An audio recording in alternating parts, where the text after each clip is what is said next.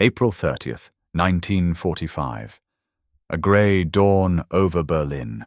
The city lay in ruins, smoke curling from shattered rooftops, ash drifting like snow. Inside fortified offices and bombed-out bunkers, Nazi leaders shuffled papers, whispered orders, and argued over maps. Some were hailed as geniuses, others fools in fine uniforms. Boots clicked across cracked floors, pens scratched across files. The weight of war pressed down on every mind. And yet, in the quiet chaos, an unexpected question lingered. How smart were these men really? IQ tests, expert analyses, and history itself would give answers that were sometimes surprising, sometimes shocking. This was not rumor, it was measured, calculated, and it revealed truths about the minds behind Hitler's regime that few had ever considered. Stay with me, watch the full story, and don't forget to subscribe to support the channel. The question of intelligence in Nazi Germany was not just academic, it was deeply tied to the horror they created. March 1945, Europe was in ruins, cities burned, armies collapsing, and yet a handful of men still held almost absolute power. Could these men, who commanded millions, orchestrated entire wars, and unleashed unimaginable cruelty, be considered intelligent? The answer was not as simple as it seemed. The US Army, in its effort to understand the psychology of the captured Nazi leaders, began a series of tests at the end of the war. Among them was the Nuremberg trial group, men who had been accused of crimes so terrible they had seemed almost inhuman. Psychologists and intelligence officers examined them not just for guilt, but for insight. One of the tools they used was the intelligence quotient, or IQ, a measure of problem-solving ability, reasoning, and general intelligence. Yet IQ alone was never meant to define a person's worth, genius, or even their capability as a leader. It was a scale, a number designed to classify thought, logic, and adaptability. One might command armies and plan invasions, but score only average on a test.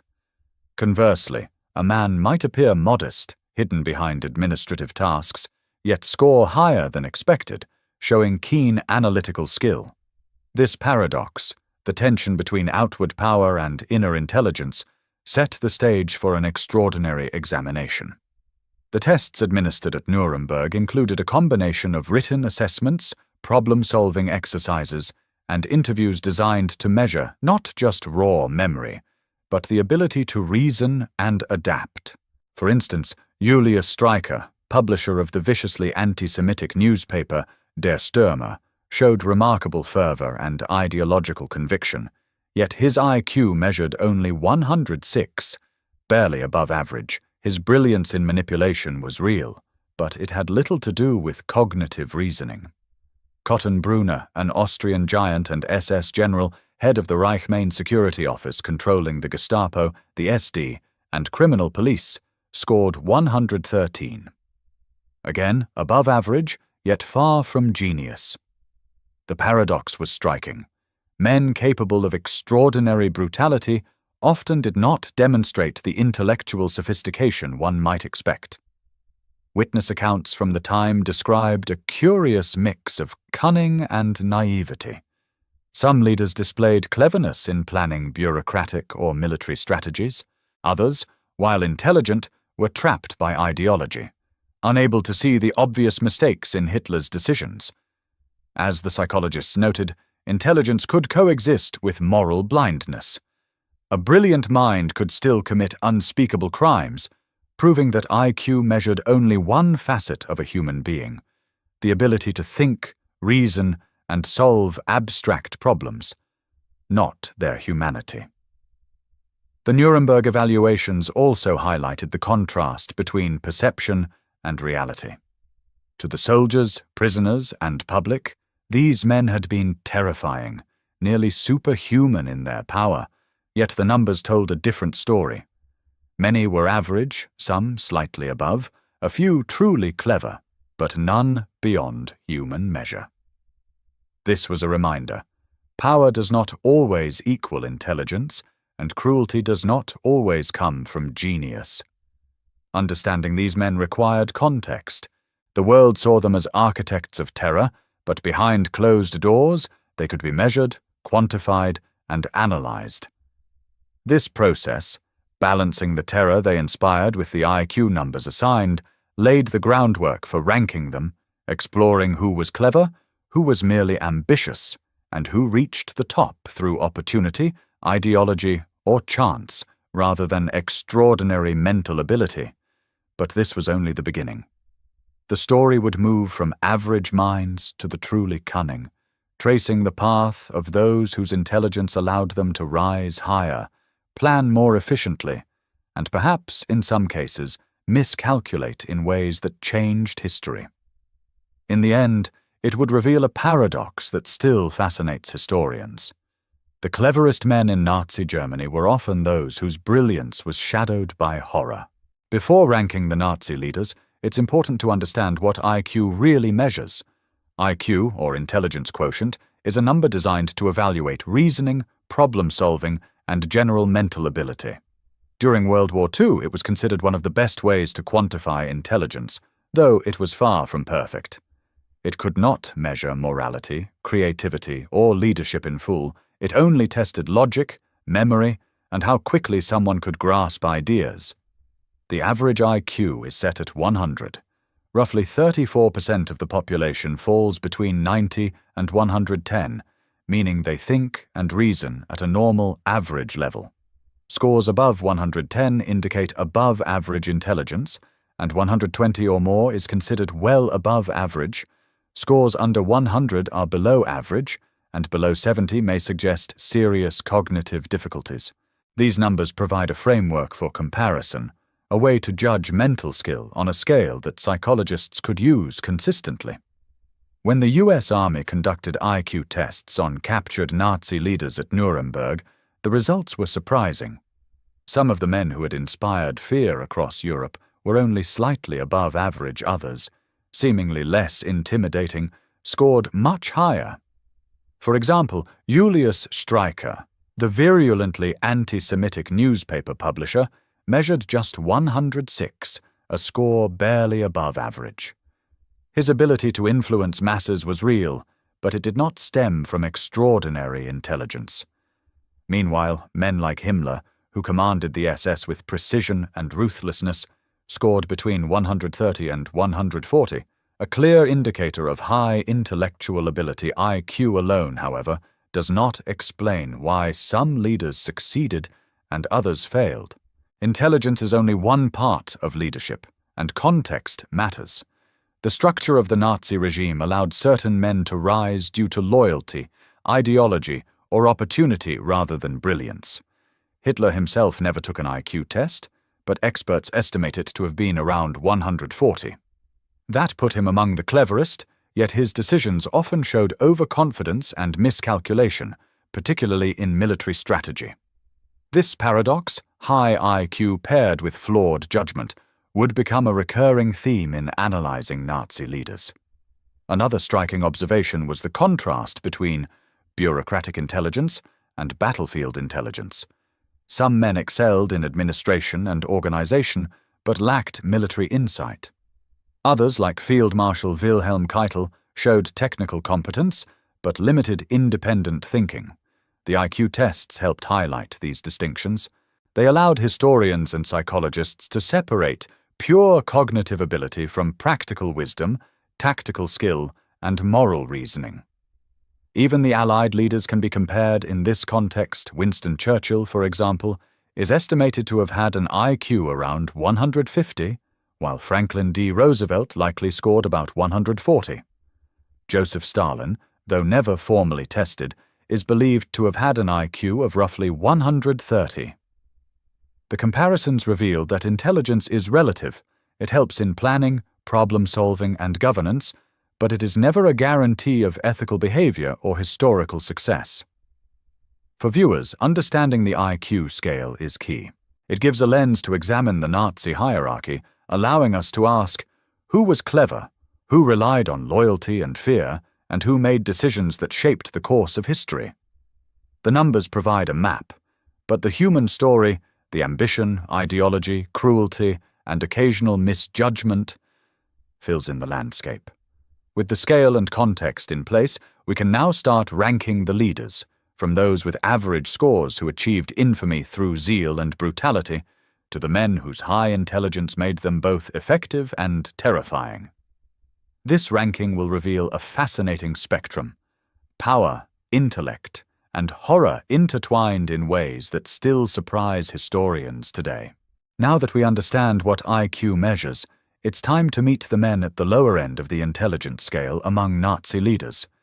These were not fools, but compared to others in the regime, their mental abilities were average, sometimes surprisingly ordinary for men whose names still shock history.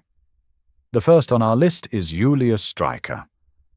Streicher was a publisher and politician known for his virulently anti-Semitic newspaper, Der Stürmer. He was loud, cruel, and relentless in spreading Nazi ideology, yet his IQ was just 106, barely above average.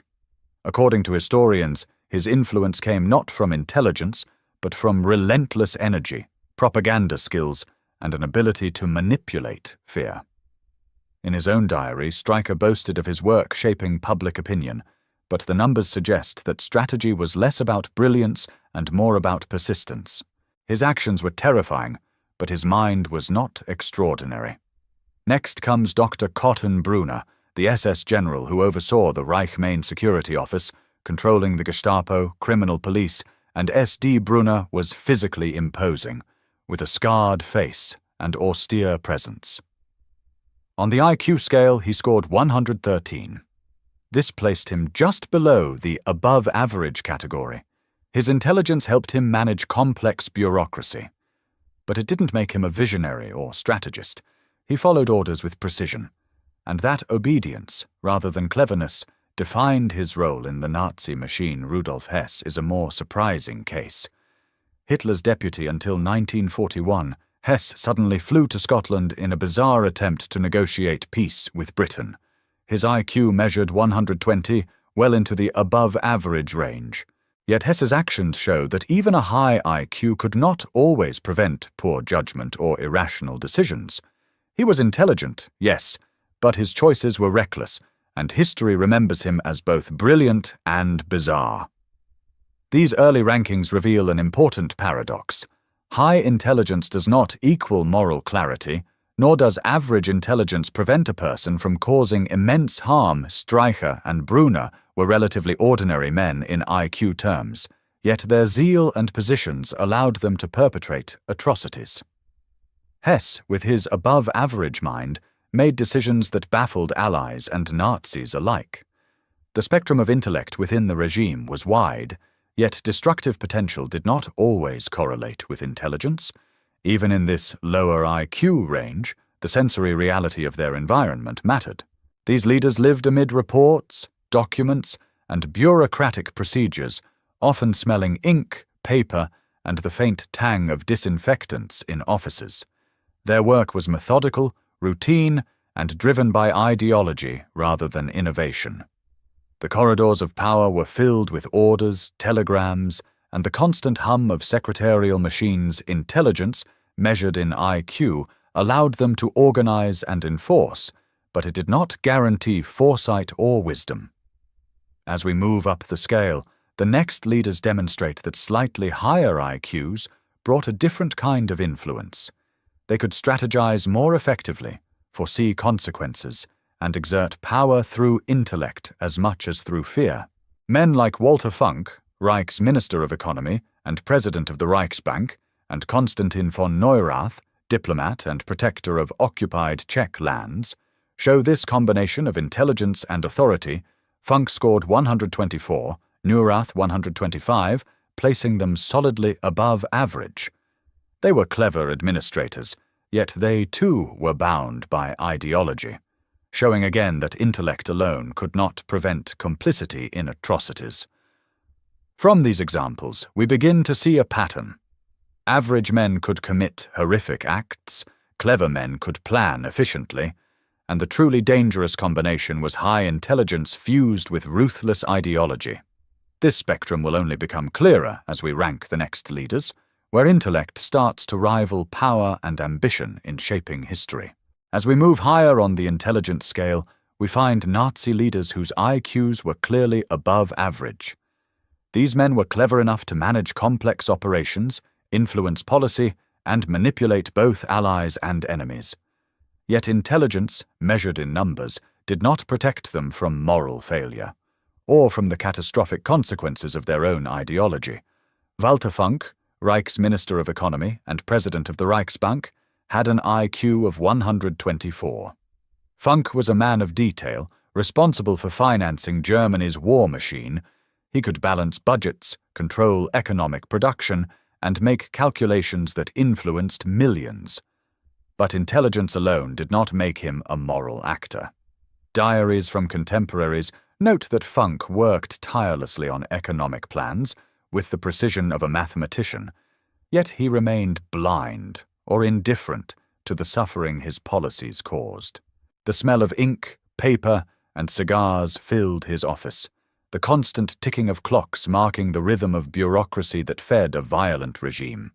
Slightly higher was Konstantin von Neurath, a diplomat and protector of the occupied Czech lands. His IQ was measured at 125, placing him firmly in the above-average category. Neurath's intelligence allowed him to navigate the complicated world of international diplomacy while enforcing Nazi control in occupied territories. He was skilled at negotiation and at maintaining an image of authority. Yet, like Funk, intelligence did not equal morality. The same mind that could write polished reports for Hitler could also approve policies that oppressed millions. A paradox emerges here. The cleverer they were, the more efficient their cruelty could become. Alfred Rosenberg and Colonel General Alfred Jodl, both with IQs of 127, pushed this pattern further. Rosenberg, the chief Nazi ideologue and foreign policy leader, shaped the intellectual justification for much of the regime's brutality. Jodl, as chief of the operations staff for the Armed Forces High Command, planned campaigns with precision. Their offices were filled with maps, military reports, and documents smelling faintly of dust and gun oil. They understood strategy, logistics, and propaganda alike. Intelligence allowed them to plan operations that were terrifying in their efficiency, but it did not stop them from making morally horrific decisions. Even the Reich's architect and Minister for Armaments and War Production, Albert Speer, scored 128 on IQ tests, the top end of above-average intelligence. Speer was a master organizer, able to optimize production, streamline factories, and supervise tens of thousands of workers. Diaries revealed that Speer's mind was always active. "Plans flowed through me like water," he wrote, describing the constant calculations and forecasts he made. Yet, despite his brilliance, he admitted later to being blind to the suffering around me. Here again, intelligence did not bring insight or conscience. These examples show an important truth. Higher IQ allowed Nazi leaders to operate more effectively, yet intelligence did not equal morality. Paradoxically, those who were cleverest could be the most efficient in executing cruel policies. They calculated, predicted, and executed plans that were devastating in their consequences. Even sensory details matter. The smell of coal in factories, the metallic tang of weaponry, the soft rustle of orders being signed, all were part of a system run by intelligent minds without ethical guidance. As we climb further, the next group of leaders pushes this pattern to extremes. Men like Joachim von Ribbentrop and Field Marshal Wilhelm Keitel, with IQs of 129, combined strategic ability with political ambition. Their cleverness made them powerful, but also made their mistakes more impactful. The world would soon see the consequences of intellect untempered by morality, and the path towards the top ranks of Nazi intelligence is both fascinating and chilling. At the very top of the Nazi intelligence scale, we meet the leaders whose IQs approached what experts might call genius levels.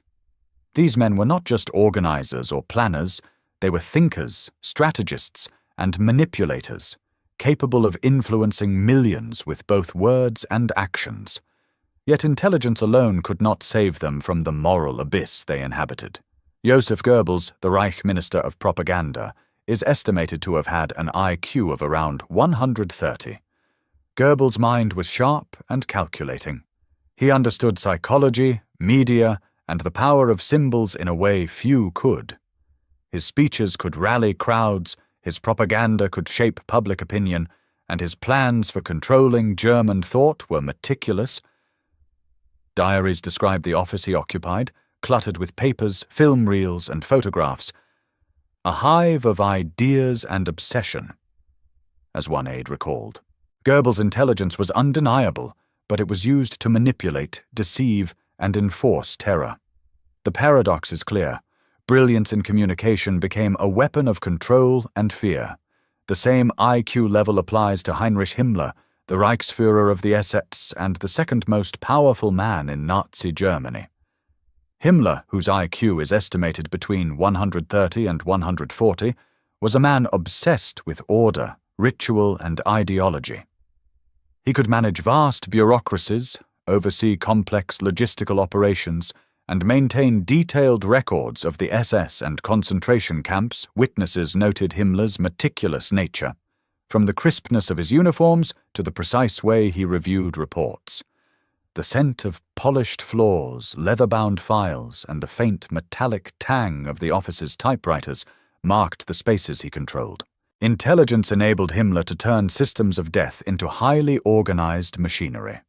Hans Frank, in charge of occupied Poland, also had an IQ of 130. He combined legal knowledge with administrative skill, managing territories with strict efficiency.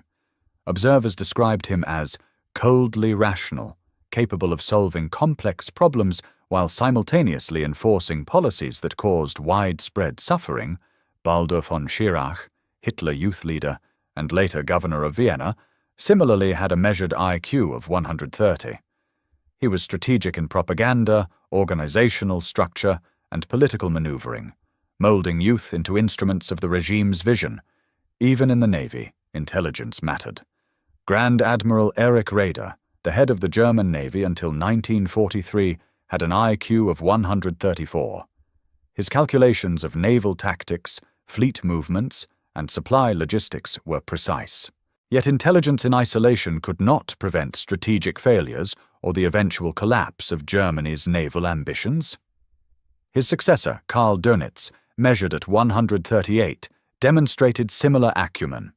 He was methodical, disciplined, and able to execute complex U-boat strategies that threatened Allied shipping.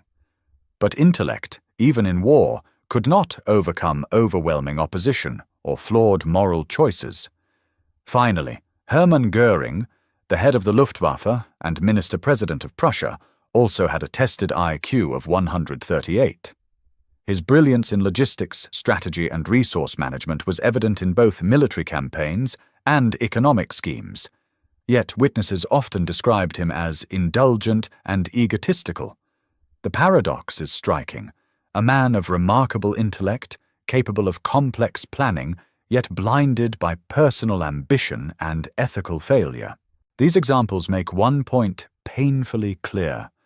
High intelligence allowed Nazi leaders to execute more complicated plans, manipulate masses, and maintain bureaucracies, but it did not bring conscience or morality. Their minds were powerful, yet the systems they built were instruments of oppression. The stage is now set to look at Adolf Hitler himself and the intelligence estimates surrounding the man who led them all. The tension between raw intellect and moral corruption reaches its peak here as we explore the genius and the danger of Hitler's mind. Adolf Hitler. The name itself evokes fear, obsession, and a strange fascination. But how clever was he? Unlike many of his lieutenants, Hitler was never formally tested for IQ, yet historians, psychologists, and experts have estimated his intelligence to be around 140. That placed him at the top tier of the Nazi hierarchy in terms of raw intellectual ability. Still, intelligence alone does not measure wisdom or morality. Hitler's genius was tactical and political, but it came with devastating consequences. Hitler's strength lay in persuasion. Witnesses described his speeches as magnetic, hypnotic, and almost trance-like. Soldiers, civilians, and party members alike were drawn to his words. He understood human psychology and fear better than many generals of his time. One aide wrote that Hitler could read the moods of a crowd like an open book, adjusting his tone, pace, and gestures to maximize impact. But this skill, paired with ideology, became a tool of manipulation, not enlightenment. He could sway millions without the need for formal reasoning, an intellect honed in the school of oratory and obsession strategically. Hitler was a mix of brilliance and blunder. Early on, his ideas seemed visionary. The rapid expansion of Germany in the late 1930s, including the annexation of Austria and occupation of Czechoslovakia, displayed foresight, planning, and boldness. Yet his overreach, invading the Soviet Union in 1941 and declaring war on the United States, showed the limits of even a sharp mind when blinded by ideology and arrogance. Intelligence, in Hitler's case, was never divorced from obsession. The scent of burning paper from endless planning sessions, the clatter of maps spread across tables, and the tension in his private office, all reveal a man consumed by strategy, yet increasingly detached from reality. To understand Hitler's intellect in context, we can compare him to other high IQ Nazis. Himmler, Göring, Dönitz, and Goebbels all operated within their domains, managing logistics, propaganda, or military strategy. Hitler's intelligence, however, was overarching. He was the final decision-maker, the strategic visionary, or as critics argue, the fatal architect of errors. His IQ estimate of 140 aligns with this: clever enough to plan large-scale operations, but flawed by hubris and moral blindness. Experts also note his talent for manipulation extended beyond speeches. Hitler carefully curated his image, appearing humble, approachable, or menacing as needed. Visitors to his Berlin office described it as meticulously clean, with a faint smell of cigars and ink, a room where every detail seemed deliberate, reflecting a mind that calculated appearances as carefully as strategy diaries from officers reveal both admiration and fear. Admiration for his ability to command loyalty, and fear for the consequences of disobeying his will. The paradox is striking. Hitler's intelligence made him a master of perception, yet he could miscalculate entire theaters of war. The invasion of the Soviet Union, the Battle of Stalingrad, and the delays in production for critical weapons show that intellect alone cannot compensate for obsession, ideological rigidity, or moral corruption. Even the cleverest Nazi minds could not correct his mistakes once they were in motion. Understanding Hitler's IQ sets the stage for the final comparison. Allied leaders. How did Churchill, Roosevelt, and Stalin measure up against the Nazi elite? The contrast is revealing, offering insight not just into cleverness, but into leadership, decision-making, and moral responsibility. The next section explores this comparison, highlighting how raw intelligence meets vision, ethics, and circumstance. With the Nazi leaders ranked by IQ, it is time to widen the lens and compare them to the Allies. Intelligence alone does not decide the outcome of wars, but it gives context to leadership, strategy, and decision-making under pressure. British Prime Minister Winston Churchill, for example, is often remembered for his speeches, resilience, and vision. Experts have estimated his IQ around 150, higher than any Nazi leader. But what does that mean in practice? Churchill's intellect, combined with courage, creativity, and practical problem-solving, allowed him to rally Britain in its darkest hours. His mind processed complex military, political, and social problems simultaneously, a true polymath navigating the chaos of total war. Across the Atlantic, U.S. President Franklin Delano Roosevelt had an estimated IQ of 140, comparable to Hitler's. Roosevelt's brilliance lay not in military strategy, but in vision, diplomacy, and the ability to mobilize resources. He understood both the economic and psychological aspects of leadership behind closed doors. Aides recalled Roosevelt's sharp mind as capable of quickly understanding complex reports, weighing options, and anticipating consequences. Unlike Hitler, however, Roosevelt's intellect was paired with flexibility. He listened to advisors, adapted plans, and balanced power carefully, traits that amplified his high intelligence into effective leadership rather than disaster. Then there was Joseph Stalin. Experts have guessed his IQ at around 130. Stalin's mind was ruthless, calculating, and deeply strategic. Yet it was guided more by paranoia than persuasion. He reorganized nations, eliminated enemies, and wielded terror as a tool of governance. In contrast to the Nazis' intellectual experiments with ideology and propaganda, Stalin's intelligence served control. His actions illustrate an important lesson. IQ is not morality. A clever mind can be used to create prosperity, manipulate populations, or destroy millions. This comparison highlights a striking paradox. The most intelligent leaders were not always the most successful in human terms. Hitler's IQ may have been high, but his obsession with ideology, expansion, and personal power led to catastrophic errors. Churchill, Roosevelt, and even Stalin, while clever, paired intellect with calculation, caution, or flexibility, factors that made their decisions more effective. In the end, raw IQ mattered less than how intelligence was applied under pressure. The contrast is made even more vivid by examining the scope of decisions each leader faced. Hitler directed military campaigns, party politics, and the extermination of millions. Churchill balanced defense, public morale, and international diplomacy, while leading a nation on the brink of collapse. Roosevelt oversaw a global war effort, mobilized the economy, and built alliances across continents. Stalin, ruthless and cunning, managed the largest country in the world through fear and calculation. Intelligence interacts with circumstance, resources, and ethical choice, shaping outcomes far beyond a number on a test. Interestingly, the IQ numbers reveal unexpected truths about Nazi leaders. Many were not simple-minded fanatics as often assumed. Himmler, Goebbels, and even Dönitz possessed intellectual abilities on par with some Allied leaders, yet they applied them toward ideology and oppression. Hitler's intellect, though formidable, became destructive when untempered by ethics or counsel. The Allied leaders, in contrast, leveraged intellect toward coordination, strategy, and nation-building.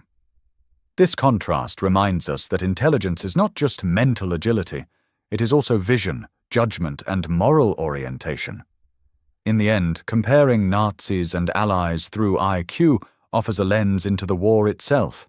It explains some successes, many failures, and the enduring paradox of clever minds used for evil or for survival. It is a reminder that the sharpest mind does not always win, but the combination of intelligence, adaptability, and ethical judgment shapes history. Next, we conclude our exploration by looking at the patterns, lessons, and ultimate legacy of intelligence in the Third Reich and its enemies. We will see how cleverness, morality, and leadership intersected on the world stage. As we reach the final layer of this story, it is clear that intelligence in the Nazi hierarchy and among the Allied leaders was only part of the puzzle. Numbers on IQ tests give us a measure of mental sharpness, problem-solving, and memory.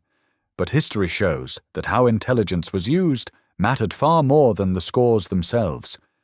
In the Third Reich, brilliant minds like Himmler, Goebbels, and even Dönitz applied their intelligence to control, propaganda, and strategic planning, often with devastating consequences. Their cleverness served ideology, fear, and personal power rather than constructive problem-solving or moral responsibility. In contrast, Allied leaders transformed intellect into coordination, vision, and resilience. Churchill's speeches inspired millions, Roosevelt's strategies mobilized a nation, and even Stalin's ruthless calculation contributed to an end to Nazi expansion. The paradox is striking. Some of the Nazis with very high IQs caused destruction, while Allied leaders of similar or slightly higher intelligence used theirs to organize, protect, and ultimately defeat the Axis. This demonstrates that intelligence alone does not determine outcomes. It is tempered by vision, ethics, and adaptability. Looking deeper, the IQ rankings among Nazis reveal unexpected truths. Many assumed that fanatics and criminals lacked intelligence. The reality is that some of the most notorious figures were highly intelligent, often rivaling or surpassing their enemies in pure mental capability. Himmler's mind, measured between 130 and 140, was exceptional. Goebbels, estimated at 130, was a master manipulator of information and public opinion. Even Dönitz, Hitler's successor, had an IQ of 138, showing that the leadership of the Third Reich was not simply composed of fools, but of men who used sharp minds for dangerous ends. Yet intelligence without ethics or strategy beyond ideology becomes self-defeating. Hitler's own estimated IQ of 140 shows he was exceptionally smart, but his obsession with conquest, anti-Semitic ideology, and personal dominance led to catastrophic decisions. Military campaigns faltered, alliances crumbled, and his nation faced ruin. By contrast, intelligence combined with moral judgment or practical flexibility, as seen in Churchill and Roosevelt, created leadership that could endure crises and achieve results. The lesson is clear. IQ is a tool, not a guarantee, and the application of intelligence defines its historical impact. Finally, stepping back from individuals to nations, we can see a broader legacy. Nazi Germany had clever leaders, but their brilliance was channeled toward cruelty and destruction. The Allies, often just as intelligent, leveraged their minds for coordination, innovation, and perseverance. In the end, the story of intelligence in World War II is a story of contrasts: cleverness versus conscience, raw mental power versus wisdom in action, and destructive genius versus constructive leadership. They had been measured, ranked, and analyzed. Some were terrifyingly brilliant, others surprisingly average. Yet in the wider scope of history, the cleverest leaders were those who paired intellect with vision, strategy, and ethical sense.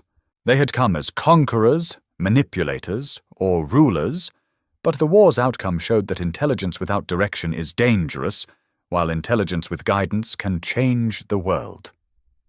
In the end, the Third Reich's greatest minds left a legacy not of triumph, but of warning. The Allies' intelligence and leadership, paired with resilience, turned the tide. And the lesson remains timeless.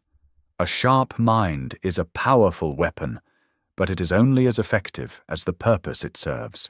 Intelligence in World War II tells a story of paradox.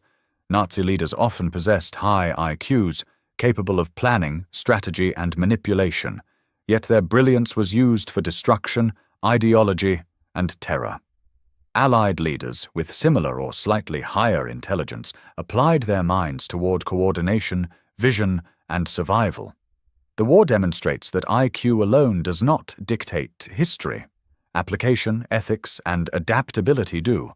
It reminds us that cleverness can build or destroy, inspire or oppress. By studying these leaders, we see that intelligence is not just about numbers. It is about how it is applied and the consequences that follow. In the end, history favors those who pair sharp minds with wisdom and vision.